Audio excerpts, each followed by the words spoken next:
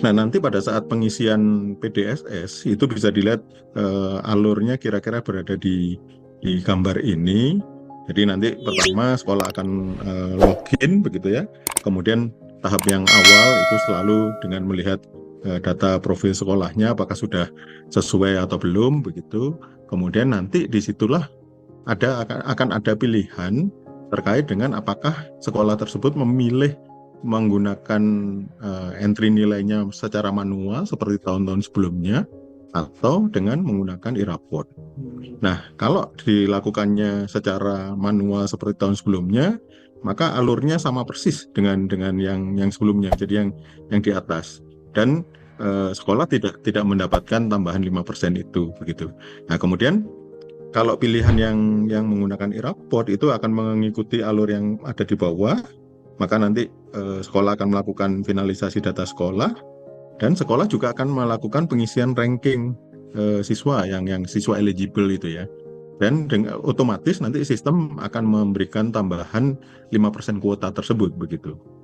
Nah, kemudian setelah sekolah mengisi siswa-siswa mana yang eligible sesuai dengan kuota yang diberikan, maka nanti sistem secara otomatis akan melakukan sinkronisasi data nilai ke Pujatin. Nanti mungkin Pak Manik bisa memberikan penjelasan lebih detail terkait dengan bagaimana hal ini bisa dilakukan. Kemudian, nah nanti setelah semua nilainya tersinkronisasi, maka sekolah bisa langsung melakukan finalisasi dan selesai. Jadi sebenarnya tahapnya jadi pendek ya, tahapnya jadi pendek. Kalau mungkin Bapak Ibu sudah berpengalaman dengan sistem di sekian tahun terakhir ini, begitu, maka tahapannya masih panjang kalau di sana. Kalau di sini begitu selesai siswa eligible dimasukkan, maka otomatis nilainya akan masuk, jadi tidak perlu lagi entry nilai dan langsung finalisasi saja, selesai seperti itu ininya alurnya. Mungkin bisa next Mas memberikan gambaran kepada Bapak Ibu bahwa di tahun lalu itu gambar apa namanya tampilannya di PDSS itu kira-kira seperti ini ya. Di awal ada tampilan profil sekolah yang seperti itu.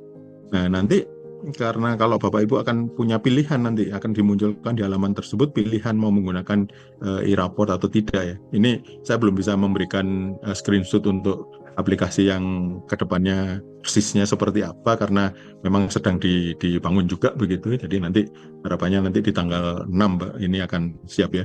Jadi pada saat di profil sekolah ini akan muncul pilihan tersebut.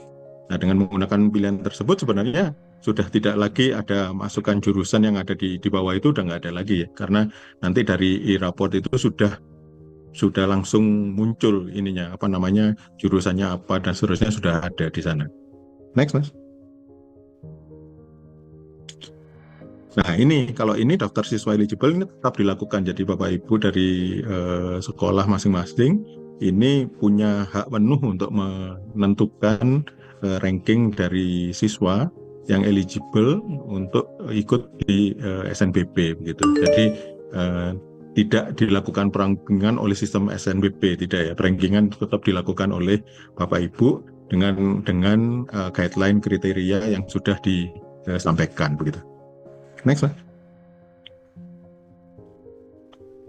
Nah, ini bedanya dengan yang pengisian PDSS tahun yang lalu, bahwa kalau Bapak Ibu menggunakan pengisian manual, itu masih harus mengisikan ini gitu. Layar ini ada kurikulum per semesternya kayak gimana, kemudian mata pelajaran per kurikulumnya seperti apa, kemudian nanti akan dilanjutkan dengan pengisian nilai itu sudah nggak ada lagi kalau menggunakan raport. Jadi layar ini tidak muncul kalau nanti Bapak Ibu memilih menggunakan e-raport.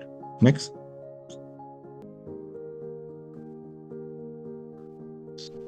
Nah, nanti setelah nilainya tersinkronisasi dengan sistem yang ada di Pusdatin, maka nilai siswanya akan bisa ditampilkan seperti biasa, tapi tanpa melakukan proses input data lagi begitu ya. Jadi nilainya otomatis muncul dan nanti apa namanya tinggal melakukan finalisasi gitu. Kira-kira seperti itu gambarannya.